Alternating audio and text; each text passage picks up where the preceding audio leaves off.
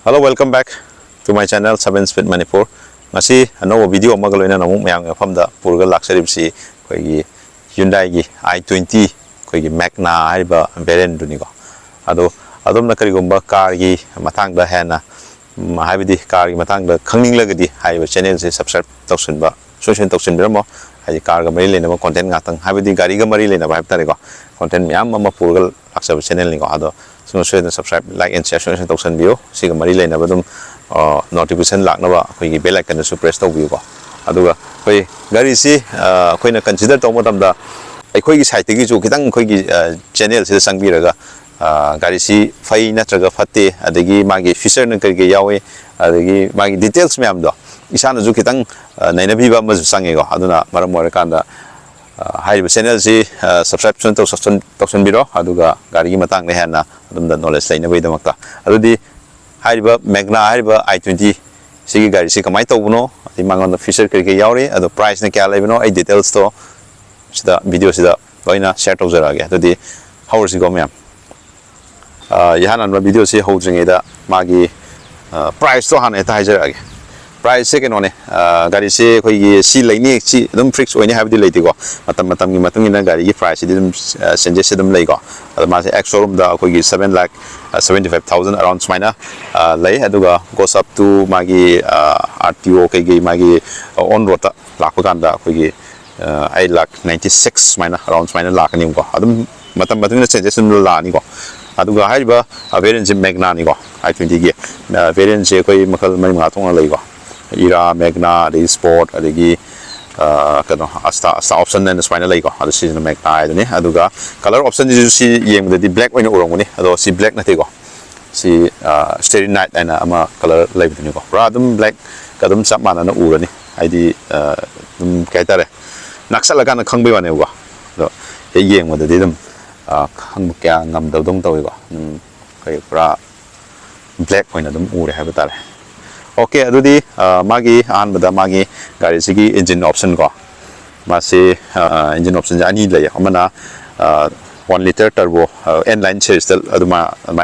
n-line om sakre aduga sina 1.2 naturally aspirated habitare khoi Hyundai gi engine smaina lay aduga magi power output sina only khoi natural sina i20 bhp ra mai lay ko aduga magi newton meter sina 114 Newton meters mainly aduga masagi 1 liter turbo gitu na mo 118 bhp aduga horsepower se aduga Newton meters na 170 80 spinal like to go okay adudi ai screen zoom hapsar ke magi engine power figure ya bai screen zoom hapsar go ado yeng se gari sigi magi ado aham da koi engine gi dagi magi price nung high gram mathungda magi koina selaga amthung yeng thok se gari sigi magi look se go sisina koi front sina dum front looks smile layer ni ado magi front looks ki yamna fajaba dum magi asi ma dum lei sina side looks saibetare side looks adum side ta lai nge sida magi dimension ai screen map chara ge ado magi sigi ground clearance 165 mm gi sang da wange adum design oi go adagi magi loima wheel base height adagi ai screen loi hap chara ge go yemine si go ado magi side ta lai nge sida mapan gi se mathang bang hai orge ado sigi magi keno si alloy nati go si still can cover ni go ado si dix ni mamang do go aduga tire gi size jo ko top model 16 inch lakani go then sina 15 inch oi ni go Bridgestone gi keno da pide ko pide aduga magi turn indicator se sida side to smine pide go aduga dadi camera se sida makha da yaudre mamdi 360 degree camera se support out de go adu magi seeing dio smine lakani adu full 37 liter gi magi tank smine lagini maning dana drum mo era ni go smine lakani aduga magi i20 gi magi koila tang pamjaba mai fajaba har ga disi magi z type chi light asida i20 na thare go si LED de atani ko ado si yeng bada di khoi si connected oi ba mali na ko ado just it's for kaitare enhance oina yeng bada good looks oina na ba habda aduga ai to upper top variant de si mo connected or ka dane ko si lady ꯑꯣꯏꯗ꯭ꯔꯦꯕꯀꯣ ꯔꯤꯐ꯭ꯂꯦꯛꯇꯔꯁꯨ ꯑꯗꯨꯝ ꯑꯉꯥꯡꯕꯗ ꯁꯤꯗ ꯐꯖꯅ red colour ꯌꯥꯝ ꯐꯖꯅ ꯃꯑꯣꯡ ꯇꯥꯅ ꯌꯥꯎꯋꯦꯕꯀꯣ ꯑꯗꯩ ꯁꯤꯗꯁꯨ ꯁ꯭ꯀꯤꯠ ꯄꯦꯠ ꯁꯤꯗ ꯌꯥꯎꯔꯦꯀꯣ ꯑꯗꯣ ꯁꯦꯟꯁꯔꯁꯦ ꯁꯤꯗ ꯑꯃ ꯑꯅꯤ ꯁꯦꯟꯁꯔ ꯁꯨꯃꯥꯏꯅ ꯑꯅꯤ ꯌꯥꯎꯔꯦ ꯑꯗꯨꯒ ꯁꯤꯗ ꯍꯥꯏꯔꯤꯕ ꯁꯤꯒꯤ ꯚꯦꯔꯤꯌꯦꯟꯁꯤꯗꯗꯤ ꯑꯩꯈꯣꯏ ꯗꯤꯐꯣꯒꯔꯒ ꯑꯗꯒꯤ ꯔꯤꯌꯔ ꯋꯥꯏꯄꯔꯒ ꯑꯅꯤꯁꯤꯗꯤ ꯃꯤꯁ ꯑꯣꯏꯔꯦꯀꯣ ꯑꯗꯣ ꯁꯤꯗ ꯁꯛ ꯐꯤꯅꯤꯟꯊꯤꯅ ꯑꯗꯩ ꯍꯥꯏ ꯃꯥꯎꯟꯇꯦꯠ ꯁ꯭ꯇꯣꯞ ꯂꯦꯝ ꯌꯥꯎꯔꯦ ꯑꯗꯣ ꯑꯩ ꯃꯄꯥꯟꯒꯤ ꯁꯝꯂꯞꯄ ꯁꯨꯃꯥꯏꯅ ꯀꯣꯏꯅ ꯆꯠꯂ ꯌꯦꯡꯕꯒꯤ ꯇꯟꯖꯥꯁꯦ ꯁꯤꯒꯤ ꯃꯃꯥꯡꯁꯤ ꯈꯛꯇ ꯉꯥꯏꯔ ꯃꯥꯜꯂꯦꯀꯣ ꯃꯃꯥꯡꯁꯤꯗꯅ ꯑꯃꯨꯛ ꯂꯥꯛꯀꯗꯣꯏꯁꯦ ꯁꯤꯝꯄꯜ ꯍꯦꯂꯣꯖꯦꯟꯗ ꯁꯨꯃꯥꯏꯅ ꯂꯥꯛꯀꯅꯤ ꯑꯗꯒꯤ ꯇꯔꯟ ꯁꯤꯒꯤ ꯏꯟꯗꯤꯀꯦꯇꯔꯁꯤꯗ ꯌꯥꯎꯔꯦꯕꯀꯣ ꯑꯗꯨꯒ ꯃꯥꯒꯤ DRLꯁꯦ ꯑꯩꯈꯣꯏꯒꯤ ꯇꯣꯞ ꯃꯣꯗꯦꯜꯗꯗꯤ ꯁꯤꯒꯤ ꯀꯩꯅꯣꯁꯤꯗ ꯁꯤꯒꯤ ꯑꯥꯏꯕ꯭ꯔꯣ ꯁꯤꯒꯤ ꯍꯦꯗꯂꯦꯝꯞꯁꯤ ꯃꯊꯛꯁꯤꯗ ꯌꯥꯎꯋꯦꯕꯀꯣ ꯑꯗꯨꯒ ꯁꯤꯗꯅ ꯑꯃꯨꯛ ꯁꯤꯒꯤ DRLꯁꯦ ꯁꯤꯗ ꯌꯥꯎꯔꯦꯕꯀꯣ ꯌꯥꯝꯅ ꯑꯩꯈꯣꯏꯒꯤ ꯑꯦꯔꯣ ꯗꯤꯖꯥꯏꯟꯗꯀꯣ ꯌꯥꯝꯅ ꯃꯑꯣꯡ ꯇꯥꯅ ꯌꯥꯎꯋꯦ ꯑꯗꯨ ꯁꯤ ꯑꯦꯌꯔ ꯀꯔꯇꯦꯟ ꯑꯃꯁꯨ ꯌꯥꯎꯔꯦꯕꯀꯣ ꯑꯗꯣ ꯁꯤꯒꯤ ꯁ꯭ꯀꯤꯠ ꯄ꯭ꯂꯦꯠꯁꯤꯗ ꯌꯥꯎꯖꯔꯤꯁꯦ ꯁꯤꯜꯚꯔꯒ ꯑꯗꯩ ꯁꯤꯗꯅ ꯑꯃꯨꯛ ꯗꯥर्क ꯀ꯭ꯔꯣꯝ ꯐꯤꯅꯤꯁꯇ ꯌꯥꯎꯔꯦ ꯑꯗꯨꯒ ꯁꯤꯒꯤ ꯃꯥꯒꯤ ꯒ꯭ꯔꯤꯜꯁꯤꯁꯨ ꯌꯥꯝ ꯊꯤꯅ ꯃꯑꯣꯡ ꯇꯥꯅ ꯀꯩ ꯍꯥꯏꯇꯥꯔꯦ ꯒ꯭ꯔꯤꯜꯒꯤ ꯗꯤꯖꯥꯏꯟꯁꯤꯁꯨ ꯌꯥꯝ ꯐꯖꯅ ꯌꯥꯎꯔꯤꯕꯀꯣ ꯁꯤꯁꯨ ꯗꯥर्क ꯀ꯭ꯔꯣꯝꯗꯀꯣ ꯌꯥꯝ ꯐꯖꯩ ꯌꯦꯡꯕꯗ ꯌꯥꯝꯅ ꯀꯩ ꯍꯥꯏꯇꯥꯔꯦ ꯄ꯭ꯔꯤꯃꯤꯌꯝ ꯑꯣꯏꯕ ꯑꯃ ꯑꯩꯈꯣꯏꯗ ꯈꯤꯇꯪ ꯑꯃ ꯂꯩꯍꯜꯂꯦ ꯍꯥꯏꯕ ꯇꯥꯔꯦ ꯑꯩꯒꯤ ꯀꯩꯅꯣ ꯇꯧꯕꯗ ꯑꯗꯨꯒ ꯃꯥꯒꯤ ꯕꯣꯅꯦꯠꯀꯤ ꯃꯥꯒꯤ ꯀ꯭ꯔꯤꯁꯁꯤꯡꯁꯦ ꯁꯤꯁꯨ ꯌꯦꯡꯕꯗ ꯒꯥꯔꯤꯁꯦ ꯑꯗꯨꯝ ꯃꯁꯀꯨꯂꯔ ꯑꯣꯏꯕ ꯑꯃꯗꯤ ꯑꯗꯨꯝ ꯑꯣꯏꯍꯜꯂꯦꯀꯣ ꯁꯤꯅꯤ ꯁꯨꯃꯥꯏꯅ ꯎꯒꯅꯤꯀꯣ ꯑꯣꯀꯦ ꯑꯗꯣ ꯃꯅꯨꯡꯗ ꯑꯃꯨꯛ ꯆꯪꯉꯒ ꯃꯅꯨꯡꯗ ꯀꯔꯤ ꯀꯔꯤ ꯂꯩꯔꯤ ꯍꯥꯏꯕꯗꯣ ꯑꯗꯨꯁꯨ ꯑꯃꯨꯛ ꯌꯦꯡꯃꯤꯟꯅꯁꯤꯀꯣ ꯑꯗꯨꯒ ꯑꯃꯨꯛ ꯃꯅꯨꯡꯗ ꯑꯩꯈꯣꯏ ꯁꯤꯒꯤ ꯃꯥꯒꯤ ꯗꯣꯔꯒꯤ ꯄꯦꯅꯦꯜꯁꯦ ꯁꯤꯗ ꯀꯔꯤ ꯀꯔꯤ ꯌꯥꯎꯔꯤ ꯍꯥꯏꯕꯗꯨꯁꯨ ꯑꯩ ꯍꯥꯏꯐꯦꯠ ꯎꯠꯆꯔꯛꯀꯦ ꯁꯤꯗ ꯁꯤ ꯁꯣꯐꯇꯁ ꯃꯦꯇꯔꯤꯌꯦꯜꯗꯤ ꯁꯤꯗꯗꯤ ꯑꯣꯏꯗ꯭ꯔꯦꯀꯣ ꯑꯗꯨꯒ ꯇꯣꯞ ꯃꯣꯗꯦꯜꯗꯗꯤ ꯁꯣꯐꯇꯁ ꯁꯨꯃꯥꯏꯅ ꯂꯥꯛꯄ ꯃꯥꯜꯂꯦꯀꯣ ꯑꯗꯨ ꯁꯤꯗ ꯑꯩꯈꯣꯏ ꯄꯋꯥꯔ ꯋꯤꯟꯗꯣ ꯀꯣ ꯁꯨꯃꯥꯏꯅ ꯂꯣꯏ ꯂꯩꯒꯅꯤ ꯁꯤꯗꯅ ꯑꯩꯈꯣꯏꯒꯤ ꯑꯦꯂꯦꯛꯇ꯭ꯔꯤꯀꯦꯜꯂꯤ ꯑꯦꯗꯖꯁꯇꯦꯕꯜ ꯑꯣꯏꯔꯅꯤꯀꯣ ꯃꯤꯔꯔꯁꯦ ꯁꯥꯏꯠ ꯃꯤꯔꯔꯁꯤꯀꯣ ꯑꯗꯨꯒ ꯋꯥꯟ ꯇꯁ ꯑꯞ ꯗꯥꯎꯟ ꯗ꯭ꯔꯥꯏꯚꯔꯒꯤꯀꯣ ꯑꯗꯒꯤ ꯁꯥꯏꯠ ꯂꯣꯛ ꯑꯗꯒꯤ ꯁ꯭ꯄꯤꯀꯔ ꯀꯣ ꯁ꯭ꯄꯤꯀꯔꯁꯦ ꯑꯩꯈꯣꯏꯒꯤ ꯑꯥꯔꯀꯤꯃꯤꯁ ꯍꯥꯏꯕ꯭ꯔꯥ ꯑꯗꯣ ꯑꯗꯨꯒꯤ ꯀꯩꯅꯣꯗꯨꯃ ꯁꯤꯒꯤ ꯀꯩꯅꯣꯗ ꯑꯣꯏꯔꯦꯀꯣ ꯑꯗꯨꯒ ꯁꯤꯗ ꯐꯨꯜ ꯁꯥꯏꯖ 1 ꯂꯤꯇꯔ ꯕꯣꯇꯜ ꯍꯣꯜꯗꯔꯁ ꯑꯗꯨꯝ ꯌꯥꯎꯔꯦ ꯑꯗꯒꯤ ꯑꯝꯕ꯭ꯔꯦꯂꯥ ꯊꯝꯕ ꯌꯥꯕ ꯑꯣꯏ ꯑꯗꯨꯝ ꯌꯥꯒꯗꯧ ꯃꯥꯜꯂꯦꯀꯣ ꯆꯥꯎꯅ ꯑꯗꯨꯝ ꯐꯖꯅ ꯃꯔꯥꯡ ꯀꯥꯏꯅ ꯌꯥꯎꯋꯦ ꯑꯗꯨꯒ ꯁꯤꯗꯩꯗ ꯑꯃꯨꯛ ꯃꯥꯒꯤ ꯁꯤꯠꯀꯤ ꯍꯥꯏꯠ ꯑꯦꯗꯖꯁꯃꯦꯟꯁꯦ ꯁꯤꯁꯦ ꯑꯣꯟꯂꯤ ꯁꯤꯗ ꯑꯩꯈꯣꯏ ꯃꯦꯅꯨꯋꯦꯂꯤ ꯁꯤꯗꯩꯗ ꯑꯦꯗꯖꯁ ꯇꯧꯕ ꯌꯥꯔꯅꯤꯀꯣ electrically adjustable ꯑꯣꯏꯗ꯭ꯔꯦꯕꯀꯣ ꯁꯤꯗ ꯑꯗꯨꯒ ꯑꯗꯣꯝꯅ ꯑꯗꯣꯝꯒꯤ ꯇꯥꯏꯌꯔꯒꯤ ꯃꯥꯒꯤ ꯄ꯭ꯔꯦꯁꯔ ꯌꯦꯡꯅꯤꯡꯉꯒꯗꯤ ꯁꯤꯗ ꯌꯦꯡꯕꯤꯔꯣ ꯁꯤꯗ ꯂꯣꯏ ꯌꯥꯎꯒꯅꯤꯀꯣ ꯑꯗꯨꯗ ꯑꯗꯨꯒ ꯁꯤꯗ ꯁꯣꯝ ꯅꯥꯀꯟꯗ ꯑꯃꯨꯛ ꯌꯦꯡꯕ ꯀꯥꯟꯗ ꯁꯤꯗ ꯌꯥꯎꯔꯤꯁꯦ ꯍꯦꯗꯂꯦꯝꯞ ꯂꯦꯕꯦꯂꯔ ꯌꯥꯎꯔꯦ ꯇ꯭ꯔꯦꯛꯁꯟ ꯑꯥꯎꯠꯕꯣꯔꯗ ꯑꯗꯒꯤ ꯁꯤꯅ ꯑꯥꯏꯗꯜ ꯁ꯭ꯇꯥꯔꯠ ꯁ꯭ꯇꯣꯞ ꯌꯥꯎꯔꯦꯕꯀꯣ ꯑꯗ ꯁꯤꯗ ꯇꯤꯡ ꯇꯤꯡ ꯂꯥꯎꯔꯤꯁꯦ ꯑꯩ ꯊꯣꯡ ꯍꯥꯡꯗꯣꯛꯄꯩꯅꯦꯕꯀꯣ ꯁꯤꯁꯨ ꯌꯥꯝ ꯐꯕ ꯀꯩꯅꯣ ꯑꯃꯅꯤ ꯁꯤꯗꯩꯗꯤ ꯏꯌꯔꯕꯦꯒ ꯑꯗꯨꯒ ꯁꯤꯒꯤ ꯑꯩꯈꯣꯏꯒꯤ i20 ꯍ꯭ꯌꯨꯟꯗꯥꯏꯒꯤ ꯑꯣꯏꯅ ꯒꯥꯔꯤꯁꯤꯡꯁꯤ ꯑꯩꯈꯣꯏꯒꯤ ꯁꯦꯐꯇꯤ ꯐꯤꯆꯔꯔꯣꯝꯗ ꯌꯦꯡꯕ ꯀꯥꯟꯗ ꯑꯩꯈꯣꯏꯒꯤ ꯀꯩ ꯍꯥꯏꯇꯥꯔꯦ ꯃꯥꯁꯤ ꯑꯩꯈꯣꯏꯒꯤ ꯁ꯭ꯇꯦꯟꯗꯔꯠꯇꯒꯤ ꯍꯧꯔꯒ ꯀꯩꯅꯣꯐꯥꯎꯁꯦ ꯇꯣꯞ ꯐꯥꯎꯁꯦ 6 ꯏꯌꯔꯕꯦꯒ ꯂꯣꯏꯅꯃꯛ ꯄꯤꯌꯦꯕꯀꯣ ꯑꯗꯨ ꯑꯩ ꯀꯥꯈꯠꯂꯒ ꯑꯃꯨꯛ ꯌꯦꯡꯃꯤꯟꯅꯁꯤ ꯃꯥꯒꯤ ꯃꯅꯨꯡꯒꯤ ꯀꯝꯐꯣꯔꯠ ꯀꯃꯥꯏꯅ ꯇꯧꯒꯦ ꯍꯥꯏꯕꯗꯨꯀꯣ ꯁꯤ ꯏꯌꯔꯕꯦꯒ ꯇꯥꯔꯦ ꯑꯗꯒꯤ ꯃꯥꯒꯤ ꯁꯤꯁꯦ ꯂꯦꯗꯔꯗꯤ ꯑꯣꯏꯗ꯭ꯔꯦꯀꯣ ꯐꯦꯕ꯭ꯔꯤꯛꯅ ꯌꯥꯝ ꯐꯖꯅ ꯀꯩꯅꯣ ꯑꯣꯏꯅ ꯄꯤꯔꯦꯀꯣ ꯑꯗ ꯌꯦꯡꯁꯤ ꯀꯥꯈꯠꯂꯒꯀꯣ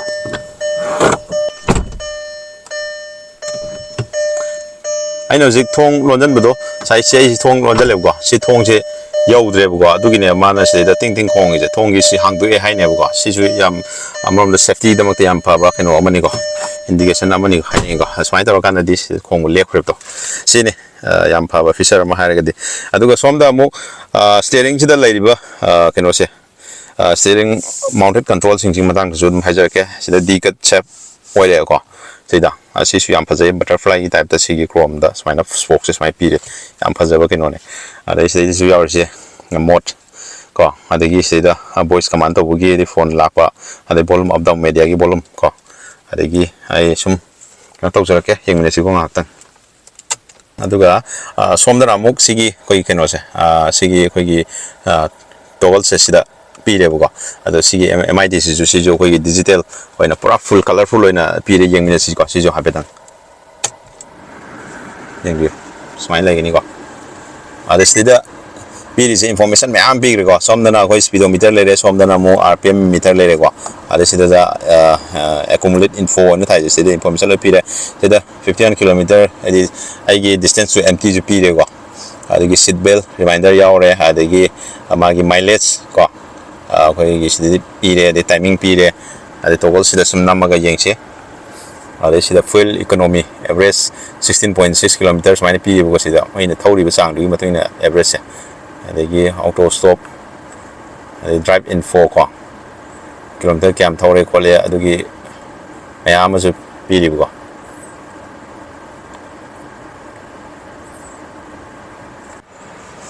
aduga somda lakpa kanda koigi gari sigi koigi magi safety feature ju screen dum hapsarake ko koigi ABS EBD mani adagi koigi keno traction control si myam chilo yawri ni ko adagi magi safety rom da S6 airway ko adagi from the Apple CarPlay Android Auto support tora ani adu seda charging gi keno dum di study gen tawdre USB hoina sida petrol board ki charging port mo spine ani pi ko adu AC control sida manually loi adjust tawni ko sida AC on tawle aduga sida khoi gi magi touch and response sida just khoi gi keno ne pi se ko magi yam kana chaw poti oidre ko tas adum yam kana koi yam smooth oina koi kena toba makti oidre ko adum koi kaitare koi gi basic oina adum pire aduga adum karjum adum nunga hele ko koi touch ama hapaje koi gi swa hap to udi sina smaina hapaga adum sina ba koi gi control se smaina hapaje adum koi da kitang nunga hele haitare aduga sum makha da lakpa kanda smaina uoni my space phone ki thamba dum marang kain dum tan sound phangi adu single lever le adu hand brake smain le adu cup holder ani mi yaure adu seida koi moina armrest am pi bise si am ngai ba ma haraga di si oi ko aduga magi space smaina sound dum marang kain le ko adu slight ya de ko aduga magi overall magi dashboard ki look se yang bi dum na manung se koi gi premium ne se dum lai ko asigi color black ne adagi sigi gray ne cos mana koi matching je layer se mana ani mana play dung to ko sina tang gray oi ko to sina black adi sina pura koi gi light gray khai ga ko adu manung si jo mana angau ba koi gi dual tone da mana lak pa sina koi manung se room se kari cabin je ko yamne eri oi ba koi gi space yamna leiba mana koi da feel to hole ko adu somda auto dimming airbm di oi de se dum koi gi manually adjust to ya ga ni ko adu se da koi light che mo head se da koi hello se doi pi de ko ado seida mo sunglass holder ma yaure ko sida vanity mirror yaure som yaure ko ticket holder yaure sida grab handle ma yaure ko ado driver side ki di yaure smart orga lai aduga adum simple koi gi gari premium hatchback ama haira ga di koi su i20 ko adi baleno adi smaina Lanza, smaina ka lazy ko,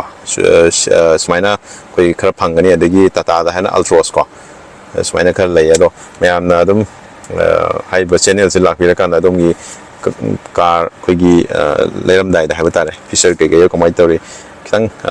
khanda biraga yang birakan da adum gi chana ba decision da lobi rakan da lobi bana hen for rank khale ko, aduga steering ji jo koi steda tilted and telescopic,